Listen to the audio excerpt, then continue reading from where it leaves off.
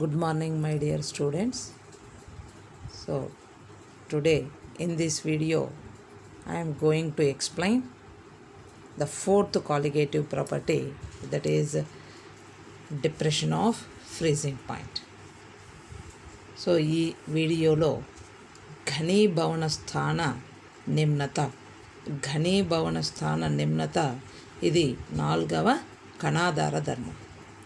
So 4వ కణాధార ధర్మమైన ఘనీభవన స్థాన నిమ్నత లేక డిప్రెషన్ ఆఫ్ ఫ్రీజింగ్ పాయింట్ను ఎక్స్ప్లెయిన్ చేసుకుందాం. So what is meant by freezing point? What is meant by depression of freezing point? The depression of freezing point, either it is depending on the nature of solute or number of solute particles in a dilute solution. So that and all will be explained in this video. Depression of freezing point. So in that first one, freezing point. What is meant by freezing point or melting point? So ఘనీభవన స్థానము అంటే ఏమి? ఘనీభవన స్థానం. So ఇక్కడ present స్లైడ్లో depression of freezing point explanation ఇచ్చినాము. So it is a fourth colligative property. It is observed in dilute solutions by adding a solute to the solvent molecule. The freezing point of the solution will be lowered than that of the pure solvent. The freezing point of solution will be lowered than that of the pure solvent. So that's why we are calling this colligative property as depression of freezing point. So depression అనే word ఎందుకు use చేసినాము అంటే, because the pure solvent freezing పాయింట్తో compare చేస్తే solution freezing point చాలా తక్కువగా ఉంటుంది. ఎందుకు? We are adding non volatile solute. So అసలు ఫ్రీజింగ్ పాయింట్ అంటే ఏమి? At a temperature, the equilibrium will exist in between solid phase and liquid phase. At a particular temperature,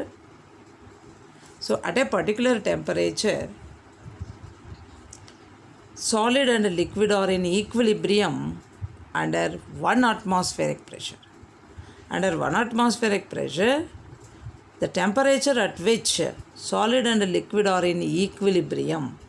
so ఘన ద్రవ స్థితులు ఒక అట్మాస్ఫిరిక్ పీడనము వద్ద సమతాస్థితికి ఏ ఉష్ణోగ్రత వద్ద ఏర్పడుతుందో, సమతాస్థితి అనేది ఏ ఉష్ణోగ్రత వద్ద ఏర్పడుతుందో ఆ ఉష్ణోగ్రతనే ఘనీభవన స్థానము అని అంటున్నాం. సో ఘనీభవన స్థానము అంటే ఘనస్థితి, ద్రవస్థితి ఈ రెండు స్థితులకు ఒకానొక ఉష్ణోగ్రత వద్ద సమతాస్థితి ఒక అట్మాస్ఫిరిక్ పీడనం వద్ద ఏర్పడుతుంది. ఆ స్థితి ఏ ఉష్ణోగ్రత వద్ద ఏర్పడుతుందో ఆ ఉష్ణోగ్రతనే మనము ఘనీభవన స్థానము అని అంటున్నాం. మరి ఘనీభవన స్థానము సాల్వెంట్కి ఎంత ఉంటుంది అంటే, in pure state example water తీసుకుంటే వాటర్ ఫ్రీజింగ్ పాయింట్ ఎంత? Water freezing point 0 degrees, water boiling point is 100 degrees. So ఎగ్జాంపుల్కు నీరు తీసుకుంటే నీటి యొక్క ఘనీభవన స్థానము 0 degrees అని, నీటి యొక్క ద్రవీభవన స్థానము 100 degrees అని మనం చెప్తాం. సో 0 degrees దగ్గర ఏమవుతుంది? నీరు నీటి స్థితి అంటే ద్రవస్థితి మరియు ఘనస్థితి 0 degrees దగ్గర సమతాస్థితిలోకి వస్తాయి. ఒక అట్మాస్ఫిరిక్ పీడనము వద్ద ఘన ద్రవస్థితులు సమతాస్థితిని ఏర్పడతాయి. కాబట్టి నీటి యొక్క ఘనీభవన స్థానం. So water freezing point is 0 degrees. At 0 degrees, solid and liquid states are in equilibrium. So that's why water freezing point is considered as 0 degrees. So to this pure solvent, if we add a non-volatile solute, the vapour pressure of the solute, మనం యాక్చువల్గా lowering of vapour ప్రెషర్లో first colligative ప్రాపర్టీలో చదువుకున్నాం. So non volatile సొల్యూట్కు vapour pressure తక్కువ, so తొందరగా అది freeze అయిపోతుంది. అంటే వేపర్ స్టేట్ కన్వర్షను తక్కువగా ఉంటుంది ఎవరికి, నాన్ వాలటైల్ సొల్యూట్ పార్టికల్స్కు. So that's why it freezes with in short temperature. So తక్కువ ఉష్ణోగ్రత వద్దనే ఈ ద్రావితాన్ని కలిపిన ద్రావణము తొందరగా ఘనీభవనం చెందుతుంది. అంటే ఘన ద్రవ స్థితుల సమతాస్థితి తక్కువ ఉష్ణోగ్రత వద్దనే ఏర్పడిపోతుంది. సో కాబట్టి ద్రావణితో పోలిస్తే compared with pure solvent, the solution freezing point is lower value, చాలా తక్కువగా ఉంటుంది. దేంతో కంపేర్ చేస్తే, ప్యూర్ సాల్వెంట్తో కంపేర్ చేస్తే. So that's why the colligative property is considered as depression of freezing point. So the liquid to freeze it must achieve a very, అంటే ఎప్పుడు freeze అవుతుంది లిక్విడ్ అంటే, సో మనం కొంత డెప్త్ అబ్జర్వ్ చేస్తే మాలిక్యూల్స్ అన్నీ లాంగ్ రేంజ్ ఆర్డర్లో సిస్టమేటిక్గా అరేంజ్ అయ్యి అవి సాలిడ్ స్టేట్కు కన్వర్ట్ అవ్వాలి. సో లిక్విడ్ స్టేటు, గ్యాసియస్ స్టేటు అబ్జర్వ్ చేస్తే గ్యాసియస్ స్టేట్లో అసలు షార్ట్ రేంజ్ ఆర్డర్ కూడా ఉండదు. బట్ లిక్విడ్ స్టేట్లో వీళ్ళు observe little bit short range order. ఇంకా సాలిడ్ స్టేట్కి వస్తే ఆ తక్కువ స్టేట్లో ఉన్న షార్ట్ రేంజ్ ఆర్డరు సిస్టమేటిక్గా లాంగ్ రేంజ్ ఆర్డర్ను ఫాలో అయ్యి మాలిక్యూల్స్ అవి క్రిస్టల్ స్టేట్కు కన్వర్ట్ కావాలి. అప్పుడు ఆ టెంపరేచర్ని మనం ఫ్రీజింగ్ పాయింట్ అని కన్సిడర్ చేస్తున్నాం. సో క్రిస్టల్ స్టేట్కు రావాలా, లేదా సాలిడ్ స్టేట్కు కన్వర్ట్ కావాలా, లేదా సాలిడ్ స్టేట్కు ఫ్రీజ్ అవ్వాలా అంటే the molecules follow a systematic order. So pure solvent if you observe, ఆ సాల్వెంట్ ఇమ్మీడియట్గా లాంగ్ రేంజ్ ఆర్డర్ రావాలంటే సో కొంత టెంపరేచర్ను మనము డిక్రీజ్ చేసినప్పుడు షార్ట్ రేంజ్ ఆర్డర్ను కంటిన్యూ చేస్తూ షార్ట్ రేంజ్ ఆర్డర్ నుండి లాంగ్ రేంజ్ ఆర్డర్కి వచ్చి it converts into solid state. అదే మనము లిక్విడ్ స్టేట్కు ఇఫ్ వి యాడ్ ఏ సొల్యూట్ని యాడ్ చేస్తే ఆ సొల్యూట్ ఏం చేస్తుంది, అది ఆర్డర్లెస్గా ఇదైపోతుంది. లిక్విడ్ కూడా దాని ఆర్డర్ను డిస్టర్బ్ చేసుకుంటుంది. కాబట్టి సొల్యూషన్ కొంత డిఫికల్టీని ఫేస్ చేస్తుంది టు ఫ్రీజ్. సో ఇమ్మీడియట్గా ఏమవుతుంది, ఇఫ్ దెర్ ఆర్ ఇంప్యూరిటీస్, ఎప్పుడు ఇంప్యూరిటీస్ ఉన్నప్పుడు ఆ సాల్వెంట్లో కానీ సొల్యూట్లో కానీ ఏమన్నా ఇంప్యూరిటీస్ ఉంటే ఆ long range order formation disturb అయ్యి సో మనకు కొంత డిఫికల్టీ అనేది మనం అక్కడ రైజ్ అవుతుంది. సో ప్యూర్ సాల్వెంట్ కంటే